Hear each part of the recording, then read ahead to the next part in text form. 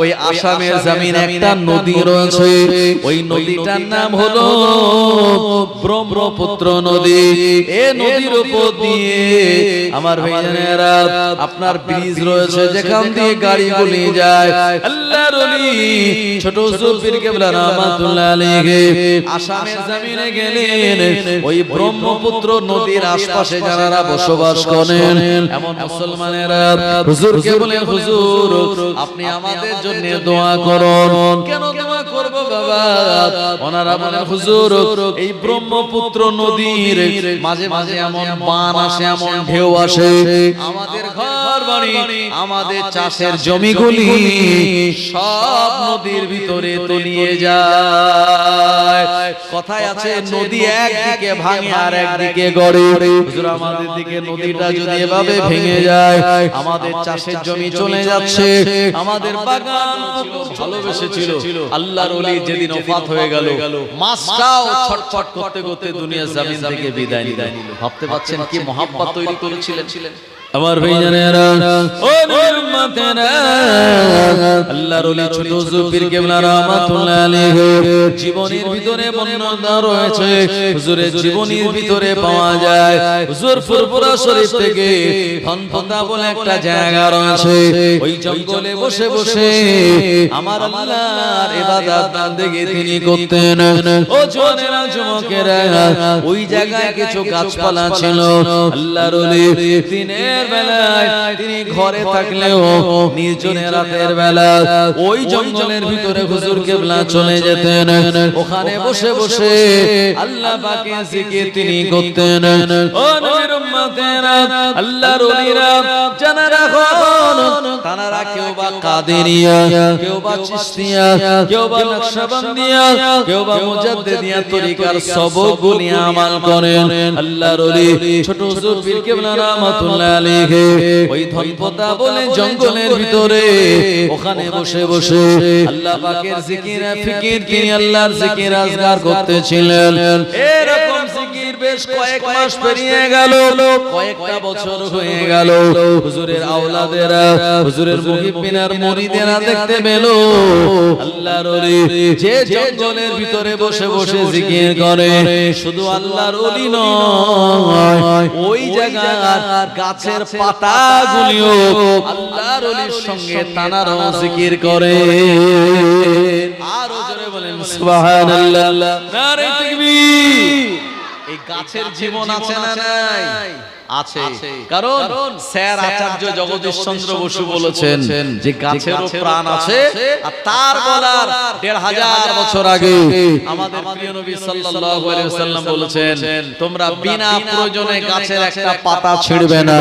কারণ মানুষ আল্লাহর নেয়ামত পাওয়ার পরে ভুলে গেলেও এই গাছপালাগুলি সদা সর্বদা আল্লাহ তাআলা জিকির করে। একবার জোরে বলুন সুবহানাল্লাহ। আমার ভাইজানেরা, এই ছোট হুজুরের সঙ্গে ওই গাছ গুলিও তারা জিকির করতেছিল। এটা জানার পরে দেখার পরে সবাই অবাক হয়ে গেলেন। হুজুরের ইন্তেকালের পর আমার ভাইজানেরা ধনপতার ওই জায়গাতে আজকে সুন্দর করে ঈদগাহ বানিয়ে দেয়া হয়েছে এবং সেই ঈদগাহতে ঈদের নামাজ হয়। আমার ভাইজানেরা, এইজন্য আল্লাহর ওলি যারা হন তারা এরকম কিছু কারামাত নিদর্শন আমাদেরকে দেখিয়ে গিয়েছেন এবং শরীয়তের পাবন্দ অনুযায়ী দুনিয়ার জীবনে তারা চলাফেরা করেছেন। তাদের এই দেখানো রাস্তায় চলা মানে নবীদের দেখানো রাস্তায় চলা। আমার ভাইজানেরা, আল্লাহর ওলিয়া উলিয়ারা সদা সর্বদা এই প্রচেষ্টাই করেছেন মানুষদেরকে কিভাবে সুপথে পরিচালিত করা যাবে, মানুষকে সিরাতাল মুস্তাকিমের রাস্তায় চালানো যাবে এবং মানুষ কিভাবে নামাজি হবে, আল্লাহকে পাবে। এই জন্য তারা দিন কি দিন, মাস কি মাস, বছর কি বছর তারা মেহনত করে গিয়েছেন। আমার ভাইজানেরা, জওয়ানেরা, যুবকেরা, তাই আল্লাহর ওলি ছোট হুজুর পীর কেবলা রাহমাতুল্লাহ আলাইহি দ্বারা আল্লাহ তাআলার বংশের আওলাদদেরও সংখ্যা অনেক বাড়িয়ে দিয়েছেন। আপনারা জানেন, যারা আওলাদ হলো আপনার 21 জন পুত্র সন্তান আর 17 জন কন্যা। এত মেয়ে, এত পুত্র আল্লাহ কোন হুজুর কেবলাকে দেন নাই, আল্লাহ ছোট হুজুর রাহমাতুল্লাহ আলাইহিকে দিয়েছিলেন। এবং তানার এই বাজার তানার এই সংসার অনেক বড়। তাই ফুলপুরা শরীফে 4 হুজুর কেবলার যা আওলাদ আছে তানাদের থেকে আরো বেশি আওলাদ হলো বর্তমানে ছোট হুজুর পীর কেবলা রাহমাতুল্লাহ আলাইহি নাতি পোতা এই পীরজাদা ভাইজান হুজুর গণেরা। কথা ঠিক কি না আমার ভাইজানেরা? সারা জীবন সারা বছর তানারা এইভাবে দ্বীনের খেদমত করে বাংলা আসামের জমিনে মানুষের কাছে দ্বীনের দাওয়াত দিচ্ছেন, কালেমার দাওয়াত পৌঁছে দিচ্ছেন, শরীয়তের কথা, সুন্নাতে নববীর কথা, তাকওয়ার কথা, পরহেজগারিতার কথা, নামাজের কথা তানারা এভাবে মানুষের কাছে বলে যান। আমার ভাইজানেরা ছোট হুজুর পীর কেবলা রাহমাতুল্লাহ আলাইহি ফজরের নামাজ যখন আদায় করতেন তানার 21 জন সাহেবজাদা তানার 21টা ছেলে ওই মসজিদে উপস্থিত থাকা বাধ্যতামূলক ছিল। কারণ হুজুর কেবলা বলতেন বাবা এই নামাজ ছেড়ে দিয়ে কেউ ঘুমাতে পারবে না। আর হুজুর সালাম ফেরানোর পরে একবার ডান দিক তাকাতেন, আবার বাম দিকে সালাম ফিরিয়ে বাম দিক তাকাতেন যে আমার সব ছেলেরা এসেছে নাকি। কারণ কোরআনুল মাজিদ আল্লাহ শুনিয়েছেন ও আকিমুস সালাত, আল্লাহ পাক কোরআনুল মাজিদের কোন জায়গায় বলেন না ইকরাউস সালাত নামাজ তোমরা পড়ো, না না না নামাজ পড়ার কথা আল্লাহ বলেন না। আমার আল্লাহ পাক শুনিয়েছেন ও আকিমুস সালাত নামাজ তোমরা কায়েম করো। এক রাকাত নামাজ পড়ার নাম নামাজ কায়েম করা নয়। নামাজ কায়েম করার অর্থ হলো আপনি পড়বেন, আপনার পরিবার পড়বে, আপনার সন্তানাদিরা পড়বে, আপনার বিবিকে নিয়ে এক জায়গায় সবাইকে ঘরের ভিতরে নামাজি বানানোর এমন পরিবেশ আপনি গড়ে তুলবেন। এটাকেই বলে ওয়াকিমুস সালাত। ও নূর উম্মতেরা আল্লাহর ওলি ছোট হুজুর পীর কেবলা রাহমাতুল্লাহ আলাইহি জীবনে কোনোদিন মেহমান ছাড়া তিনি খাওয়া দাওয়া করেন নাই। হুজুর যখনই খাওয়া দাওয়া করতেন হুজুরের ঘরে কিছু মেহমান থাকতো, হুজুরের মুরিদ মুহিব্বিন গণেরা থাকতো। আল্লাহর ওলি ছোট হুজুর পীর কেবলা রাহমাতুল্লাহ আলাইহি জীবনের ভিতরে আমি পড়ে দেখেছি একদিন আল্লাহর ওলি হুজুর তিনি বাড়িতে রয়েছেন, সকালবেলা ঘরে থেকে দাদি আম্মা খবর পাঠালো আজকে দুপুর বেলা রান্না বান্না করার মতো কিছু নাই, বাজার ঘাট না করলে আজকে দুপুর বেলা খাওয়া দাওয়া হবে না। হুজুরকে বললেন তো আল্লাহর ওলি চিন্তা করছে আল্লাহ আমার কাছে টাকা পয়সা নাই আর পরিবারের জন্য বাজার না করলে আজকে খাওয়া হবে না, কি হবে? হুজুর চিন্তা করেননি, কারণ আল্লাহর ওলি আউলিয়ারা জীবনে চিন্তা করেন না। হুজুর অপেক্ষা করছেন আর হুজুরের দলু যে কিছু মুরিদ বসে আছে তানাদেরকে হুজুর দাওয়াত দিয়ে বলেন বাবা আজকে দুপুরবেলা আমার বাড়িতে মেহমানদারি করে তারপরে তোমরা যাবে।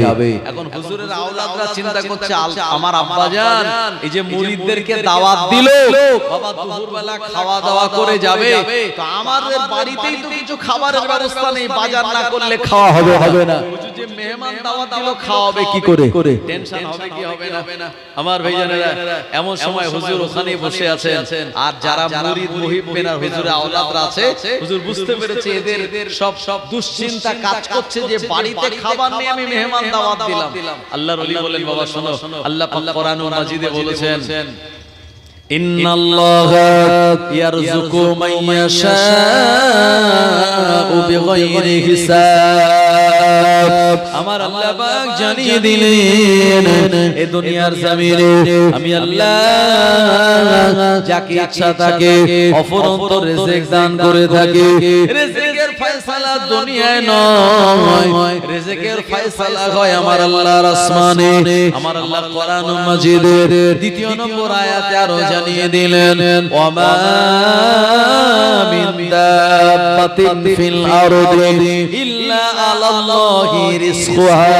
এই দুনিয়ার জমিনে এমন কোন প্রাণী নাই যাদের রিজিক দেওয়ার দায়িত্বটা আমার আল্লাহর নাই। ও নবীর উম্মতেরা আল্লাহর ওলি বলেন চিন্তা করো না, রিজিকের ব্যবস্থা আমার আল্লাহ করে দেবেন, যেহেতু আল্লাহ পাক তিনি ওয়াদা করেছেন। আর আমার আল্লাহ লা তুখলিফুল মিয়াদ, জীবনে তিনি ওয়াদা খেলাফ করেন না। আল্লাহর ওলি ছোট হুজুর বসে আছেন, এমন সময় দুজন মুরিদ হুজুরের দরবারে এসেছেন, মাথায় তানাদের চালের বস্তা আর একজনের মাথায় সবজির বস্তা। আল্লাহর ওলিকে সালাম দিয়ে বললেন ও আল্লাহর ওলি আমরা দূর থেকে এসেছি আপনার বাড়িতে কিছু হাদিয়া দেওয়ার জন্য। হুজুর বলেন বাবা তোমরা হাদিয়া আনলে কেন? হুজুর কিবলাকে তানারা বলেন হুজুর আমাদের এলাকায় পানি হলে আর ওই জায়গার ক্ষেতগুলি আপনার ডুবে যেত, আমাদের এলাকায় পানি হলে ঘর বাড়িগুলি ডুবে যেত। হুজুর আমরা আপনার কাছ থেকে এসে বলেছিলাম আপনি আমাদের কিছু তাবিজ আর কিছু দোয়া শিখিয়ে দিয়েছিলেন। এই দোয়াগুলি পড়ার কারণে আল্লাহ পাক আমাদের এলাকায় আর পানি দেয় নাই, বন্যার হয় নাই, ক্ষেত খামারগুলি আর ডুবে যায় নাই, ঘর বাড়িগুলি ডুবে যায় নাই, বরঞ্চ সুন্দর ফসল আল্লাহ পাক দিয়েছেন আপনার দোয়ায়। এজন্য আমরা আপনার মুরিদ হয়ে আপনার বাড়িতে হাদিয়া স্বরূপ এই চাল এই সবজিগুলি আমরা এনেছি। একবার জোরে বলুন সুবহানাল্লাহ। আল্লাহর ওলি বলেন বাবা তোমরা চিন্তা করছিলে আজকে দুপুর বেলা কি খাবো, দেখো দেখো আমার আল্লাহ আমার বাড়িতে তিনি রিজিকের ব্যবস্থা করে দিয়েছেন। জোরে বলুন সুবহানাল্লাহ। প্রিয় নবী সাল্লাল্লাহু আলাইহি ওয়াসাল্লাম বলেছেন কুলু জামিয়া ওয়ালা তাফাররাকু ফাইনাল জামাআত মাআল বারাকাত আও কামা ক্বালা নবী সাল্লাল্লাহু আলাইহি ওয়াসাল্লাম। প্রিয় নবী বললেন খবরদার তোমরা একা একা খাওয়া দাওয়া করবে না, একসঙ্গে বসে খাদ্য খাবে। একসঙ্গে বসে খাদ্য খাওয়ার ভিতরে আমার আল্লাহ অফুরন্ত বরকতগুলি রেখে দিয়েছেন। আল্লাহর ছোট ছোট রাহমাতুল্লাহি বললেন এই চাল আর সবজিগুলি বাড়ির মধ্যে দিয়ে দাও। দাদি আম্মারা রান্না বান্না করলেন আর মেহমানদের নিয়ে হুজুর তানারা আওলাদদের নিয়ে এক জায়গায় আমার আল্লাহর নাম নিয়ে খাদ্য খাওয়া শুরু করলেন। একবার মুহাব্বত করে বলুন সুবহানাল্লাহ। এইজন্য আপনি যদি আমার আল্লাহর হয়ে যান এই দুনিয়াতে সব রিজিকের ব্যবস্থা আমার আল্লাহ পাক তিনি করে দেবেন। ও নবীর উম্মতেরা দোয়া যদি আল্লাহর ওলিদের কাছে আপনি চাইতে বলেন, আল্লাহর ওলি যদি আপনার হয়ে আল্লাহর কাছে দোয়া চেয়ে দেয়, আল্লাহ পাক আপনার নসিবটা খুলে দেবে। আমরা ডাইরেক্ট দোয়া চাইবো আল্লাহ কবুল করতেও পারে নাও পারে। আর আপনি যদি গিয়ে বলেন হুজুর আপনি আমার জন্য দোয়া করুন কিছু হাদিয়া দিয়ে, হ্যাঁ হুজুর আপনি আমার জন্য দোয়া করুন, আল্লাহর ওলির দোয়াটা আল্লাহ পাক তাড়াতাড়ি কবুল করে নেবেন। জোরে বলুন সুবহানাল্লাহ। কারণ আমরা ফজরের সময় ঘুমাই, আল্লাহর ওলিরা ফজরের নামাজ পড়েন বা জামাতে। আমরা তাহাজ্জুদের সময় আমাদের খবর থাকে না, আল্লাহর ওলিরা রাত জেগে তাহাজ্জুদের নামাজ আদায় করেন। তারা আল্লাহর এমন বন্ধু হয়ে যান দোয়া চাইলে আল্লাহ পাক ফিরিয়ে দেন না, তা মঞ্জুর করে নেন। আমি আসামে গিয়েছি, আসাম আপনারা হয়তো অনেকেই গেছেন, আসামের দরং, ধুবড়ি, বিলাসী পাড়া সব বলে জায়গা আছে, আমি সব জায়গাতে ঘুরেছি আমার ভাইজানেরা। কারণ আমি পীর আল্লামা হুজুরে হযরত কালিমুল্লাহ হুজুর রাহমাতুল্লাহ আলাইহি, যিনি ছোট হুজুর পীর কেবলা রাহমাতুল্লাহ আলাইহির বড় সাহেবজাদা ছিলেন, যিনি 2020 সালে আপনারা জানেন ভাদ্র মাসের 21 তারিখে সোমবার দিন রাত 1:30টার সময় দুনিয়ার জমিন থেকে বিদায় নিয়েছিলেন। আমি একাধিকবার এই যে দক্ষিণ সন্তোষপুর যে খারেজি মাদ্রাসা আছে ওই মাদ্রাসায় হুজুর কেবলা সম্ভবত সভাপতি হয়েছিলেন, মানে মেন দায়িত্বে ছিলেন। তো কোন হুজুর নেবেন, কোন হুজুর বাদ যাবে, কিভাবে ক্লাস হবে, কিভাবে মাদ্রাসা চলবে, এসব হুজুরের সঙ্গে মিটিং সিটিং আলোচনা করে তারপরে মাদ্রাসা চালাতেন আমার ভাইজানেরা। তো আমি তখন ছাত্র ফুরফুরা শরীফে পড়াশোনা করি, হুজুর কেবলার সঙ্গে হুজুরের ব্যাগ বওয়ার জন্য, হুজুরের জুতো বওয়ার জন্য আমি হুজুরের সঙ্গে মাদ্রাসায় একাধিকবার এসেছি। হুজুর কেবলা বলতেন বাবা এই যে দেখছো বড় বড় বিল্ডিং, বড় বড় ঘর, সব আমার আব্বাজান হুজুরের দোয়া। জোরে বলুন সুবহানাল্লাহ। কে বলতেন? এটা পীর আল্লামা হুজুরে হযরত ছোট হুজুর পীর কেবলা রাহমাতুল্লাহ আলাইহির বড় সাহেবজাদা। তিনি বলতেন আমার আব্বাজানের এখানে অসংখ্য ভক্ত মুরিদ আছে, আপনাদের এই গ্রামের কথা তিনি দেখিয়ে বলতেন। এবং এই জায়গার মানুষেরা আমার আব্বাজানকে বড় ভালোবাসতো, মহব্বত করত। আগে 78 সালে আপনাদের এখানে মনে বন্যা হয়ে গিয়েছিল, সে সময় খালি পানি আর পানি, গরুর গাড়ি করে মানুষ আসতো কাদা রাস্তায়। তো মানুষেরা হুজুরকে কেঁদে কেঁদে বলল, হুজুর যে কি হবে, আমাদের সব বন্যায় ডুবে গেল।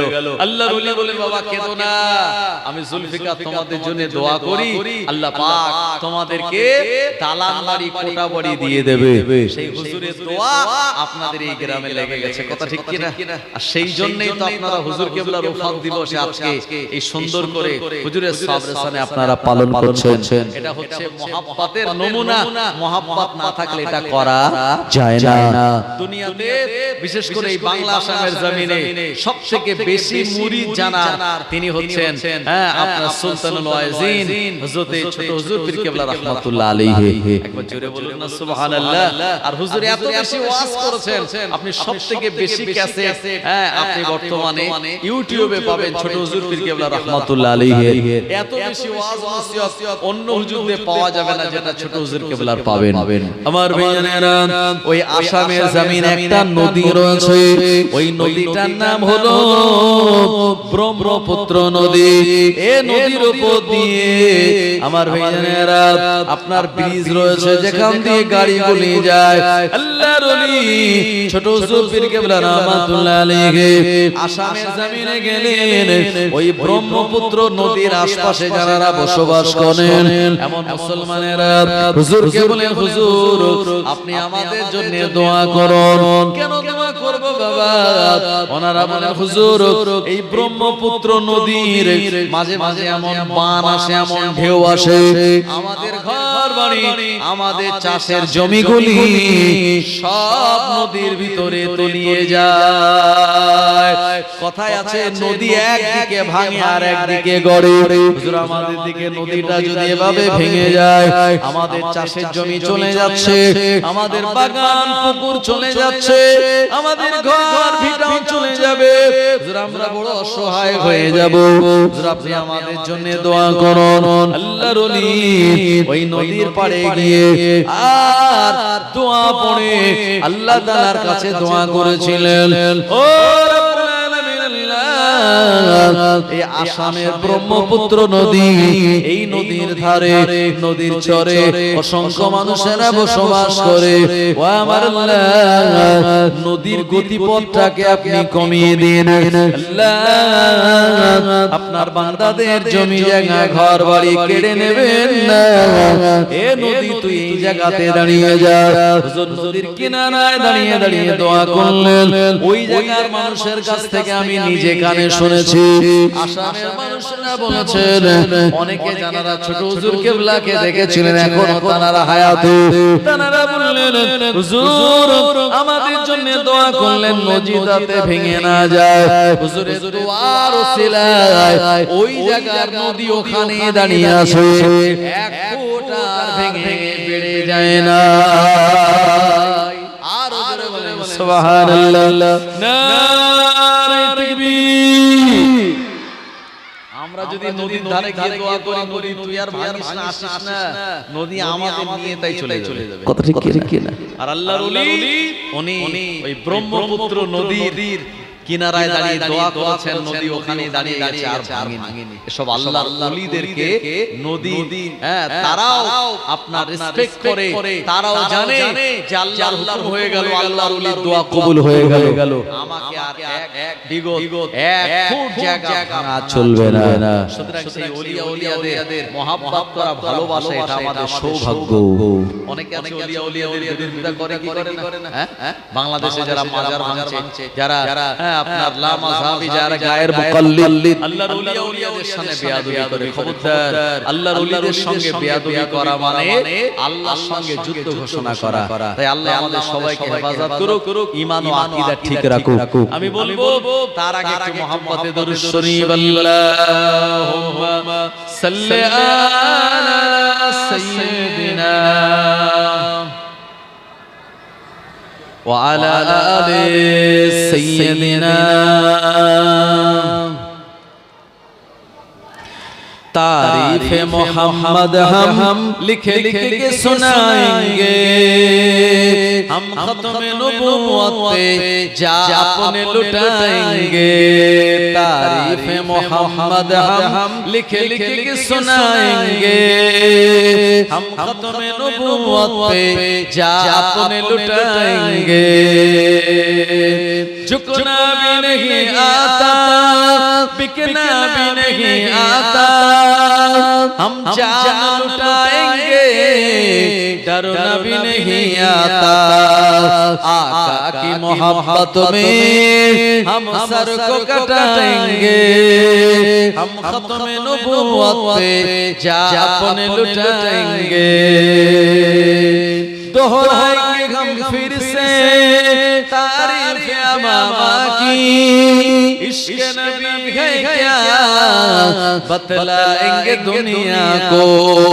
जज्बा ईमानी हम दुनिया को दिखाएंगे, हम खत्म नबूवत पे जान लुटाएंगे।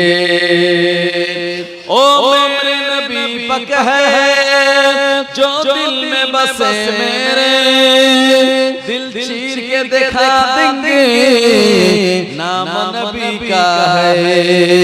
दुश्मन नबी सुन ले ज़ुबा पे लगम तू दे, जो जान हमारा है दे देंगे नबी के लिए। तारीफ मोहम्मद हम लिख लिख के सुनाएंगे, हम खत्म नबूवत पे जान लुटाएंगे।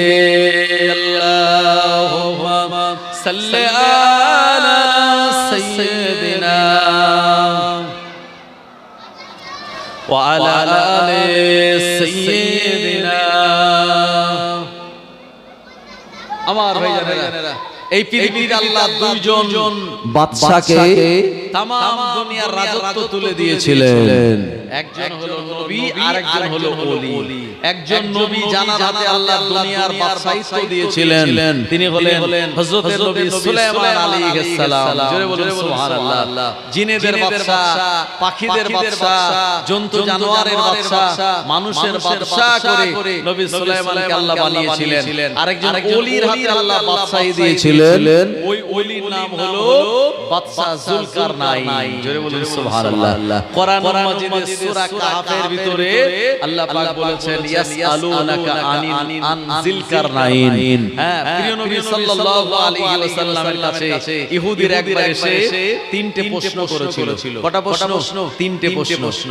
এক নম্বর প্রশ্ন ছিল ইয়াসআলুনাকা আনির রূহ, আপনি আমাদেরকে রূহ সম্পর্কে বলুন। তাদের দ্বিতীয় প্রশ্ন ছিল ইয়াসআলুনাকা আন যুলকারনাইন, আর যুলকারনাইন সম্পর্কে আপনি আমাদেরকে বলুন। নবীজি সাল্লাল্লাহু আলাইহি ওয়াসাল্লাম এমন করে তিনি বলেছিলেন, তোমাদের এই প্রশ্নগুলির জবাব আমি আগামী কাল দিয়ে দেব। তবে নবীজির জবান থেকে ইনশাআল্লাহ এই কথাটা ছেড়ে গিয়েছিল। আমার ভাইয়েরা, প্রিয় নবী আমার তিনি অপেক্ষা করেন, কারণ নবী আমার নিজের প্রবৃত্তির অনুসরণ করে কোনো কথা বলেন না। আল্লাহ পাকের কোরআনুল মাজিদে আমার আল্লাহ জানিয়ে দিয়েছেন, মা ইয়ানতিকু আনিল হাওয়া ইন হুয়া ইল্লা ওয়াহয়ুন ইউহা। আমার নবী প্রবৃত্তির অনুসরণ করে কোনো কথা বলেন না, যা বলেন সব আল্লাহ তাআলার পক্ষ থেকে মেসেঞ্জার ওহি। আল্লাহ নবীর কাছে জিবরাইল আলাইহিস সালাম আসেন না। একদিন, দুদিন, 4 দিন পেরিয়ে গেল, এক সপ্তাহ, 2 সপ্তাহ পেরিয়ে গেল। প্রিয় নবীর কাছে জিবরাইল আলাইহিস সালাম আসেন না। 2 সপ্তাহ পর প্রিয় নবীর কাছে জিবরাইল আলাইহিস সালাম চলে এসেছিল। আল্লাহ নবীকে সালাম দিল, আসসালাতু ওয়াসসালামু আলাইকা ইয়া রাসূলুল্লাহ হাবিবাল্লাহ। আল্লাহ নবী সালামের জবাব দিলেন। এরপরে নবী আমার বললেন, ও জিবরাইল, আমি কি তোমার সঙ্গে কোনো বেয়াদবি করে ফেললাম, নাকি আল্লাহ তাআলার সঙ্গে কোনো নাফরমানি করে ফেললাম? আজকে 2 সপ্তাহ 15 দিন হয়ে গেল, তুমি আমার কাছে কেন আসলে না? জিবরাইল আলাইহিস সালাম বললেন, ইয়া রাসূলুল্লাহ, ইয়া ইয়া হাবিবাল্লাহ হুজুর আপনি দুঃখ নেবেন না, বেয়াদবি নেবেন না। আপনাকে যেদিন ইহুদিরা প্রশ্ন করেছিল আপনি বলেছিলেন আমি আগামীকাল জবাবটা দিয়ে দেব, কিন্তু আগামীকালের সঙ্গে ইনশাআল্লাহ না বলার জন্য আল্লাহ পাক আমায় 15 দিন আসতে মানা করে দিয়েছিলেন। এই কারণে আমি আপনার কাছে আসিনি। আল্লাহ শোনার পরে ঝরঝর করে কাঁদতে লাগলেন। জিবরাইল আলাইহিস সালাম বললেন ইয়া রাসূলুল্লাহ হাবিবাল্লাহ হুজুর আপনি কাঁদবেন না, এটা আপনার কোনো বরদোয়া নয়, এটা আপনার কোনো ভুল নয়, এটা আপনার কোনো খাতা নয়। ও আমাদের প্রিয় নবী, কেবলমাত্র আল্লাহ রাব্বুল আলামিন আপনাকে বলে পাঠিয়ে দিয়েছে আপনার উম্মতেরা আগামী দিনে ভবিষ্যতে কোন কাজ করার ইচ্ছা ইরাদা করলে তারা যেন ইনশাআল্লাহ বলে নেয়। ও আমার ভাইয়েরা, ইনশাআল্লাহ বললে পরে কঠিন কাজগুলি আমার আল্লাহ পাক সহজ করে দেন। সুবহানাল্লাহ। ইনশাআল্লাহ এটা নবীজির বলা হয়নি বলে 15 দিন ওহী আসা বন্ধ ছিল। এরপরে নবীজিকে বললেন আপনাকে তারা প্রশ্ন করেছে রূহ সম্পর্কে, আপনি তাদের বলুন কুলির রূহ মিন আমরি রাব্বি, রূহ হলো আল্লাহর হুকুম ছাড়া অন্য কিছু নয়। ওরা বলল এই ব্যাপারটা ঠিকঠাক বুঝলাম না। তখন আবার কোরআনুল মাজিদের আয়াত জিবরাইল আলাইহিস সালাম নবীকে শুনিয়ে দিলেন হুজুর আপনাদেরকে বলুন ওমা উতিতুম মিনাল ইলমি ইল্লা কলিলা, আমি আল্লাহ যে জ্ঞান দিয়েছি এত অল্প সামান্য জ্ঞান, এই অল্প সামান্য জ্ঞান দিয়ে তারা রূহ সম্পর্কে জানতে পারবে না। এরপরে তারা বলল আপনি তাহলে আমাদেরকে এই যে বাদশা জুলকারনাইন সম্পর্কে বলুন, কোরআনুল মাজিদে এসেছে হ্যাঁ জিলকারনাইন, আর বাংলায় তাকে বলা হয় জুলকারনাইন। আমার ভাইয়েরা, এই সময় আমার নবী প্রিয় নবী মুহাম্মদুর রাসূলুল্লাহ সাল্লাল্লাহু আলাইহি ওয়াসাল্লাম জানিয়ে দিয়েছিলেন জুলকারনাইন হলো আমার আল্লাহ পাকের একজন নেক বান্দা, ওলি বান্দা। আমার আল্লাহ পাক যাকে রাজত্ব দিয়েছিলেন, বাদশাহী ছিলেন, এই দুনিয়ার উত্তর থেকে দক্ষিণ, পূর্ব থেকে পশ্চিমে তার রাজত্ব বিরাজমান ছিল। জিলকারনাইন বলা হয় মুফাসসিরগণেরা তারা ব্যাখ্যা করে বললেন তার মাথার দুই দিকে একটু কাছে উঁচু থাকার জন্য তাকে জুলকারনাইন বলা হতো। ও নবীর উম্মতেরা, আল্লাহ পাক এই বাদশা জুলকারনাইনকে দিয়ে বড় বড় কিছু কাজ করিয়ে নিয়েছেন।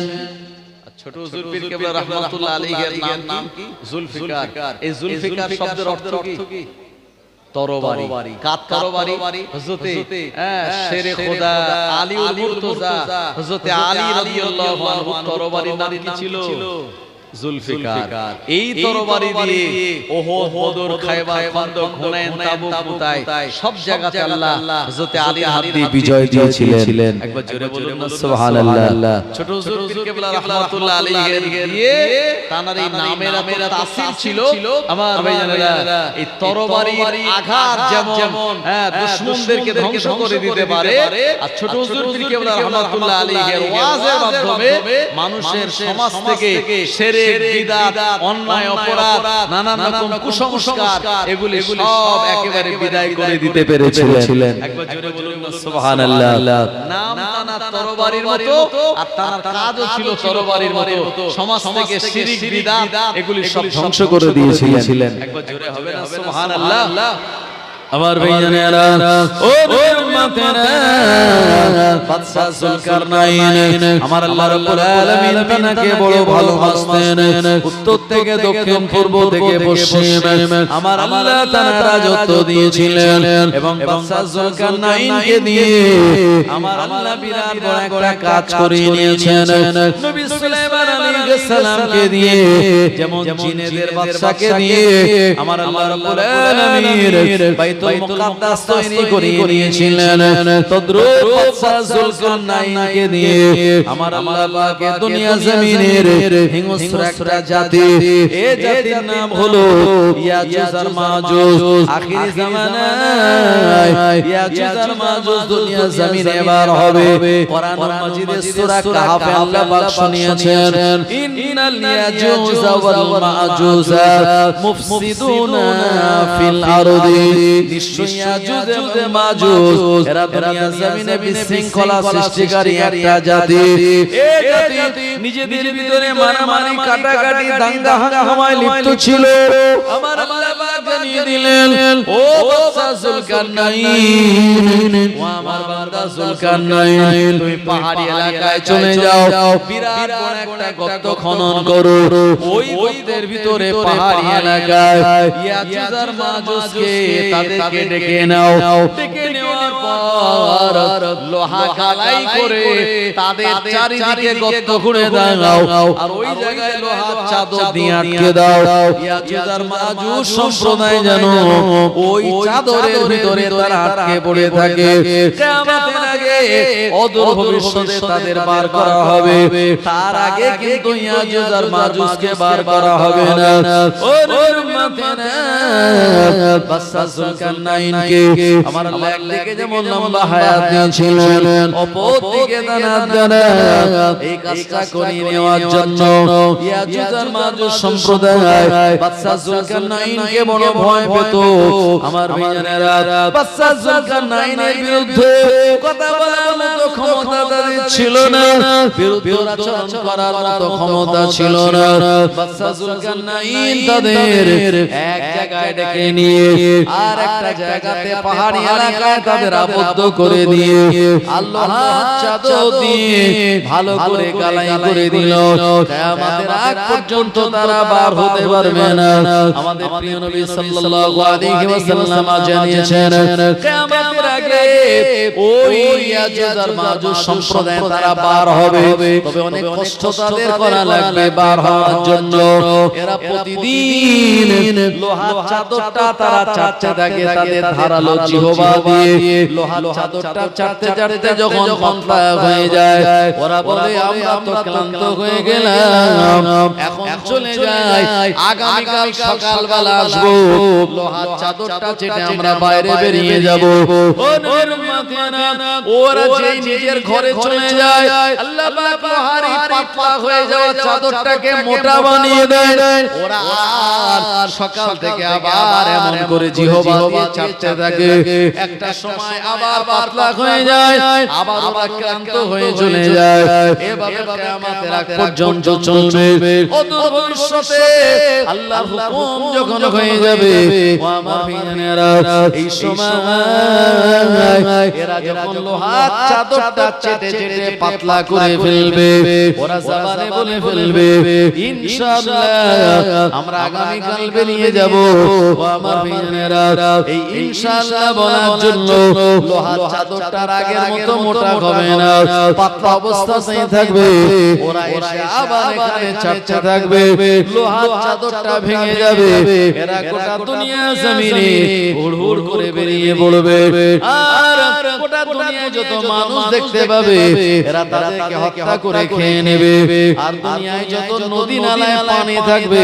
ইয়াজুজ মাজুজ সম্প্রদায় এতটা হিংস্র এরা পানিগুলি সব খেয়ে নিঃশেষ করে ফেলবে ও নূর উম্মতেনা এরা জান্নাতে যেতে পারবে না এরা হলো জাহান্নামী একটা জাতি নাম হলো তাদের ইয়াজুজ আর মাজুজ ও আমার ভাইয়েরা তাই বাদশা যুলকারনাইনকে দিয়ে আমার আল্লাহ পাক এই কাজটা করে নিয়েছেন অপরদিকে এই দুনিয়াতে যত আলেমরা ওয়াজ করে যত বক্তারা ওয়াজ করে সমস্ত ওয়াইজি যিনি সুলতান ছিলেন তিনি হলেন আমার আপনার পীর ছোট হুজুর পীর কেবলা রাহমাতুল্লাহ আলাইহি জোরে বলুন সুবহানাল্লাহ এইজন্য তানাকে বলা হতো সুলতানুল ওয়াইজিন তানার ওয়াজ নসিহতের এমন তাসির ছিল তানার ওয়াজ ও নসিহতের এমন জজবা ছিল মদখোর তারা যখন মজলিসে বসতো হুজুরের ওয়াজ শুনে তওবা করত জীবনে কোনোদিন আর মদ পান করব না আল্লাহর ওলি ছোট হুজুরের মজলিসে যদি কোনো সুদখোর বসে যেত হুজুরের ওয়াজ শোনার পরে তওবা করত জীবনে কোনোদিন আর সুদ খাবো না ও আমার মেয়েরা ছেলের বিয়েতে পণের টাকা নেওয়া এমন ব্যক্তি যদি হুজুরের মজলিসে বসে যেত ওয়াজ শোনার পরে তওবা করে বলতো জীবনে আর ছেলের বিয়েতে পণের টাকা নেব না ও আমার মেয়েরা আল্লাহর ওলি তিনি যখন বায়াত করাতেন মানুষেরা কেঁদে কেঁদে বায়াত হয়ে মুনাজাত করে তাদের কলবের পরিবর্তন ঘটে যেত ও আমার মেয়েরা হুজুরের মজলিসে ছোরেরা বসলে আল্লাহর নেক বান্দা হয়ে তারা মজলিস থেকে উঠে যেতেন কারণ আল্লাহর ওলি আউলিয়াদের ওয়াজ ও নসিহতের একটা তাসীর আছে আছে না নাই জোরে বলবেন না সুবহানাল্লাহ বড় বিশ্ব হুজুর রহমাতুল্লাহ আলাইহি তার জীবনী আপনি পড়ে দেখুন যিনি 561 হিজরিতে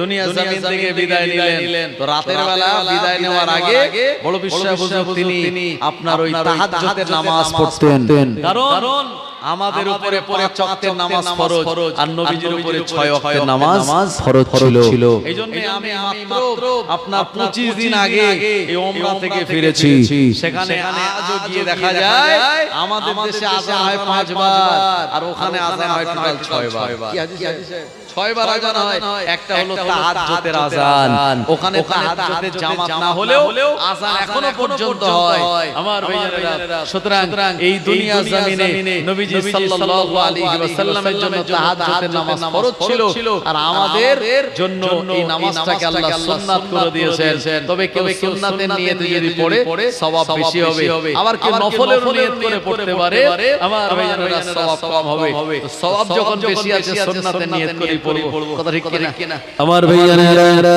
আল্লাহর ওলি বড় বিশ্ব হুজুর রহমাতুল্লাহ আলাইহি এই ঘরে এক চোর ঢুকলো হুজুর যখন নামাজে দাঁড়িয়ে গেল ওই চোর খুব ভালো করে জানে আল্লাহর ওলি নামাজে দাঁড়িয়ে আছে মানে তার নামাজটা তাড়াতাড়ি 5G গতিতে হবে না নামাজটা ধীরে ধীরে হবে অনেকটা লম্বা সময় লাগবে এর মাঝখান থেকে আমি মালপত্রগুলি গুছিয়ে নি আর আমি পালিয়ে চলে যাব হুজুর নামাজে দাঁড়িয়ে চোর হুজুরের বাড়ি থেকে মাল সামানগুলো নিয়ে নিয়েছে পালিয়ে যাবে কিন্তু না দরজার কাছে গিয়ে দেখে দরজা খুঁজে পায় না চোর দেখছে দরজা খুঁজে পাচ্ছে না আবার মাল সামানগুলো রেখে ওই দিকে দেখছে যে দরজা আছে মাল সামান যে তুই ওদিকে গেল দেখছে ওদিকে দরজা নেই এরকম করে যখন চোর মালগুলি রাখছে তো দরজা দেখতে পাচ্ছে আর যেই নিচে পালাবে বলে নিয়ে আর দরজা পাচ্ছে না আল্লাহর ওলি তিনি 2 রাকাত নামাজ পড়ে সালাম ফেরালেন চোর দেখলো সর্বনাশ আমি তো ধরাই পড়ে গেলাম হুজুরের কাছে আল্লাহর ওলি বললেন ও আল্লাহর বান্দা কি ব্যাপার আমি আল্লাহ রাজি আর খুশি করানোর জন্য আমি তাহাজ্জুদের নামাজে আমার বাড়িতে প্রবেশের কারণ কি চোর দেখলো আমি তো ধরা পড়ে গেলাম মিথ্যা কথা আর বলবো না চোর বলল হুজুর আমি আসলে অভাবের দায়ে আপনার ঘরে চুরি করতে এসেছিলাম আল্লাহর ওলি বললেন বাবা অভাব তো দিয়েছেন আমার আল্লাহ আবার সচ্ছলতা দেওয়ার মালিকও হলেন আমার আমার আল্লাহ রাব্বুল আলামিন কোরআন মাজিদে জানিয়েছেন ওয়া তুইজ্জু মান তাশা ওয়া তুযিল্লু মান তাশা বিয়াদিকাল খায়র ইন্নাকা আলা কুল্লি শাইইন কাদির আমার আল্লাহ যাকে ইচ্ছা তাকে সম্মান দেন যাকে ইচ্ছা তাকে বেইজ্জতি করে দেন সব ক্ষমতার মালিক হলেন আমার আল্লাহ এ চোর আসলে রিজিক দাতা তো আমার আল্লাহ আমার ঘরে থেকে চুরি না করে তুমি যদি আমার আল্লাহর কাছে চাইতে আমার আল্লাহ পাক তোমায় এত দিত তুমিও নিজে অন্যজনকে দিতে পারতে চোর এই সময় আর কাকুতি মিনতি করে বলল হুজুর আমার ভুল হয়ে গেল আল্লাহর ওলি বললেন বাবা তওবা করো, কারণ কোরআনুল মাজিদে আমার আল্লাহ শুনিয়েছেন ইয়া আইয়ুহাল্লাযীনা আমানু তুবু ইলাল্লাহি তাওবাতান নাসুহা। হে বিশ্বাসী ইমানদারেরা, তোমরা যখন তওবা করবে প্রকৃত তওবা করো, তাওবাতান নাসুহা করো। ওয়া মা বিয়ারা আল্লাহর ওলি তানাকে তওবা পড়ালেন, আস্তাগফিরুল্লাহ আল্লাযী লা ইলাহা ইল্লা হুয়াল হাইয়ুল কাইয়্যুম ওয়া আতুবু ইলাইহি। এই তওবা পড়ার পর চোর আল্লাহর ওলির মুরিদ হয়ে গেল। ওয়া মা বিয়ারা ওই চোর পরবর্তী সময় হুজুরের দেওয়া সবক আমল করে একজন আল্লাহর আবেদ বান্দা হয়ে গিয়েছিলেন।